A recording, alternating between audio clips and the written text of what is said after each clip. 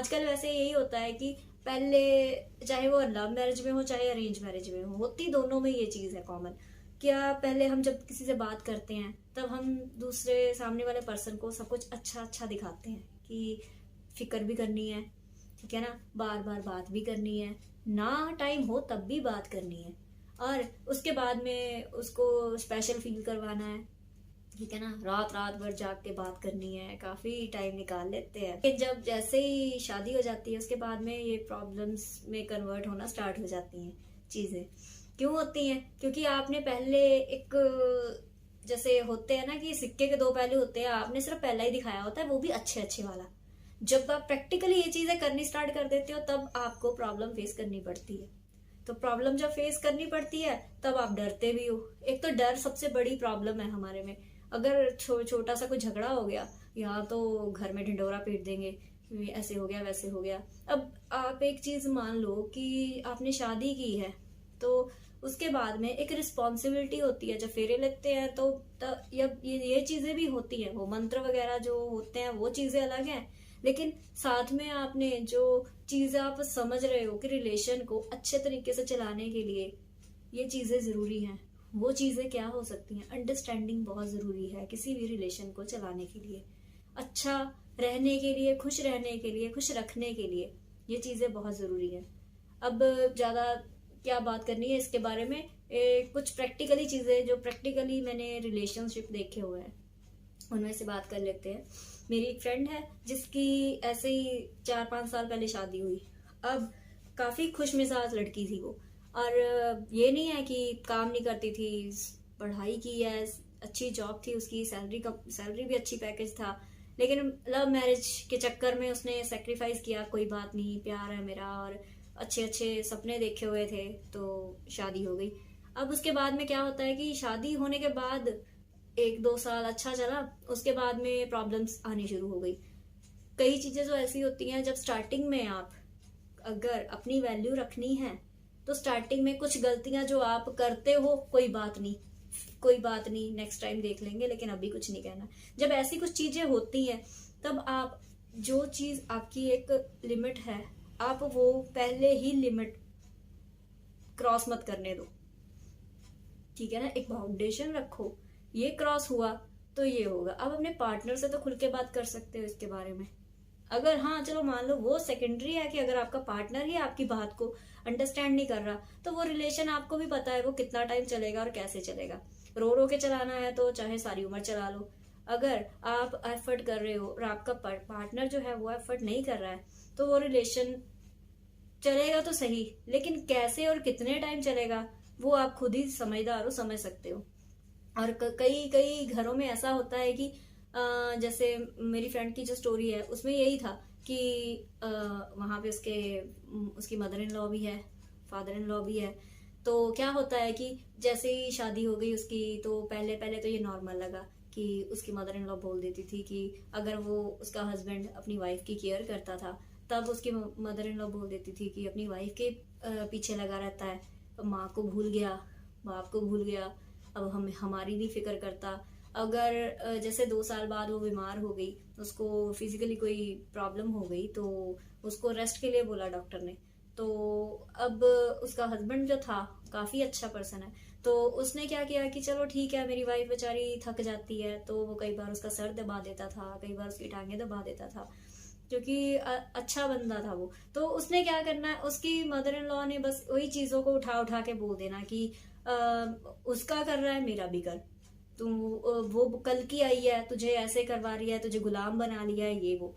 जब एक चीज ये क्लियर करनी तब बहुत जरूरी है कि अगर हस्बैंड अपनी वाइफ की केयर कर रहा है तो उसको आप मोहब्बत बोल सकते हो, वो प्यार है उसका, केयर कर रहा है, तो उसको आप गुलामी नहीं बोल सकते। आप भी तो, वो अगर मदर इन लॉ का हस्बैंड अगर उसकी केयर करता है तो वो हस्बैंड का फर्ज है जी। अगर उनका बेटा अपनी वाइफ की केयर करता है तो वो गुलामी होगी।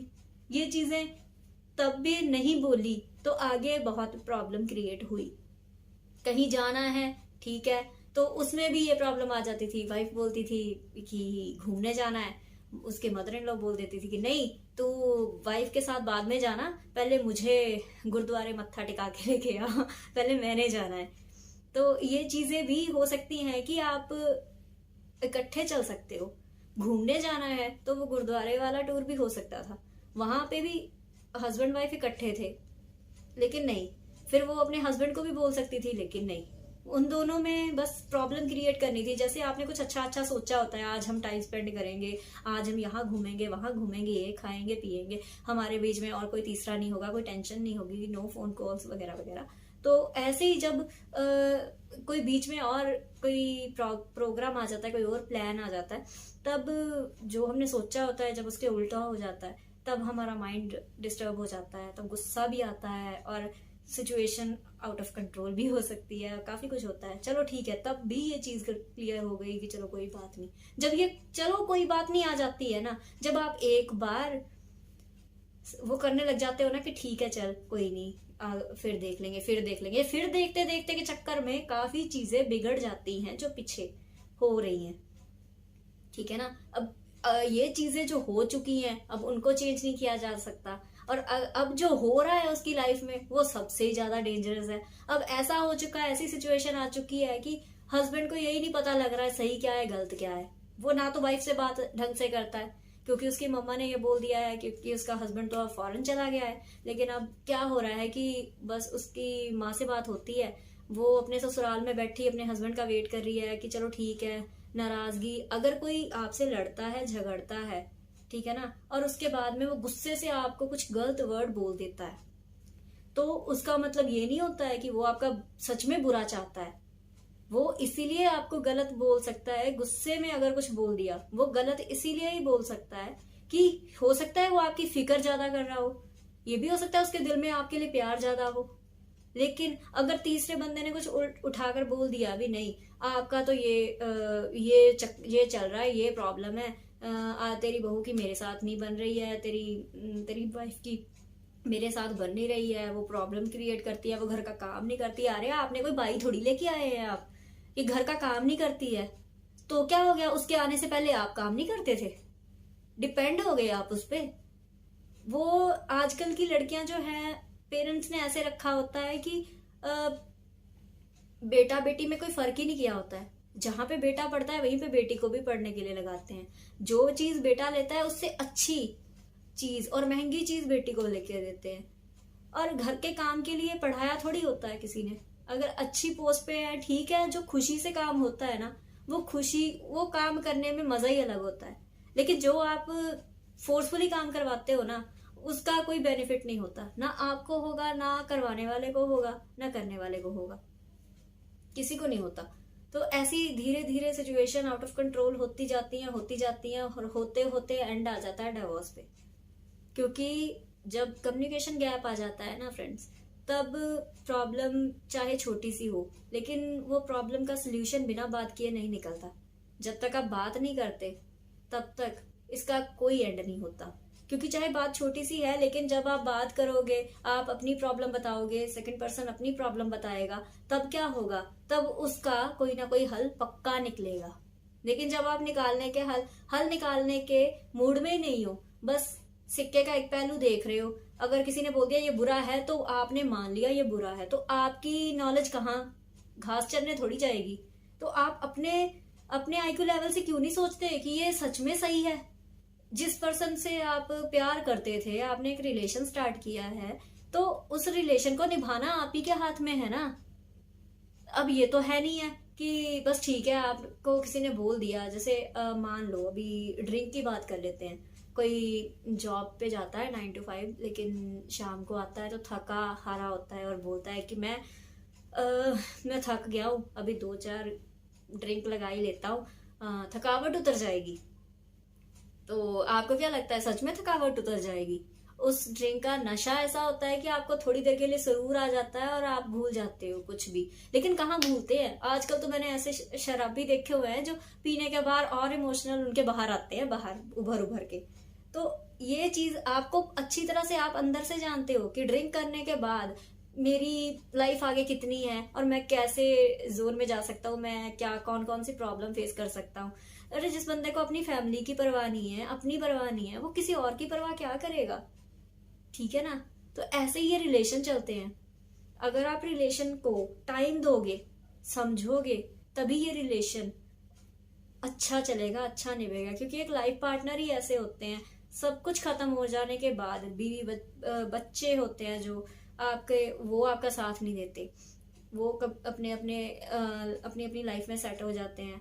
मॉम डैड जो होते हैं वो भी ज़्यादा टाइम हमारे साथ नहीं रहते हैं, वो भी आपको पता ही है। चलो उसके बाद में क्या होता है कि जो वाइफ होती है वो जब तक आपका एंड नहीं होता या उनका एंड नहीं होता, वो एक साथ ही होते हैं। ठीक है ना? तो आपको ये चीज का बहुत अच्छी तरह से ध्यान रखना चाहिए कि जिसको आपने अपनी लाइफ में अपने साथ रहने का प्रॉमिस किया है या रखने का प्रॉमिस किया है, उसकी खुशी का ध्यान भी आप ही को रखना होगा। ये नहीं है कि अब हम बोल दें कि ऐसे कई बार होता है, वो ही क्यों नहीं करता, वो करे, गलती उसकी है, वो करे, मैं क्यों करूं। अब सरकार काम नहीं कर रही है तो आप सरकार को ब्लेम करते रहोगे लेकिन खुद कुछ नहीं करोगे तो कैसे चलेगा? सरकार तो कुछ नहीं चेंज करने वाली भी। अगर आप अपने हाथ ऐसे खड़े कर दोगे मेरे से नहीं होगा, तो सामने वाला भी कुछ नहीं करने वाला, वो तो पता ही है कुछ नहीं हो रहा। जो थिंकिंग आपकी है, आपको एक बार झगड़ा हो गया, आपका 2 बार झगड़ा हो गया, लेकिन उसके बाद में अगर आप अपने आप को इस लेवल पे लेके आओगे कि ठीक है यार हो गया, लेकिन वो प्यार है मेरा, अब उसका भला सोचते सोचते मैंने इतना कुछ बोल दिया या मैंने इतना कुछ कर दिया, लेकिन दूर तो नहीं रह सकते ना, रिश्ता तो नहीं टूटने दे सकते ना। तो हर एक जो आपके रिलेशंस हैं, जितने भी हैं, फैमिली है, पेरेंट्स हैं, आपके कुछ भी और रिलेशंस हैं, तो उनको एक लेवल दो, मेंटेन करके रखो उनको। कोई किसी के मामले में इंटरफेयर ना करे। आप ऐसे ना हो कि रिस्पेक्ट सबसे मेन होती है। आप रिस्पेक्ट दोगे तो आपको वापस रिस्पेक्ट मिलेगी। तो इसी के साथ आज का टॉपिक खत्म करते हैं। बस यही कहना चाहूंगी कि जो टाइम है वो उड़ रहा है, तो आप अपने टाइम को और अपने रिलेशंस को बचाने के लिए, एक इक्वली स्टेज पे लेके जाने के लिए आप साथ साथ में चलोगे तो जो जो ये सफर है, जो प्रॉब्लम्स होती हैं वो खत्म हो जाएंगी। अदरवाइज आप देखो प्रॉब्लम तो आएंगी आएंगी लेकिन फेस भी करनी पड़ेंगी। तो ये हंस के कर लो चाहे रो के कर लो, ये डिपेंड करता है आपके ऊपर। तो ठीक है, अगर आपको वीडियो अच्छी लगे तो प्लीज़ इसको लाइक कीजिए और सब्सक्राइब कीजिए। Thank you.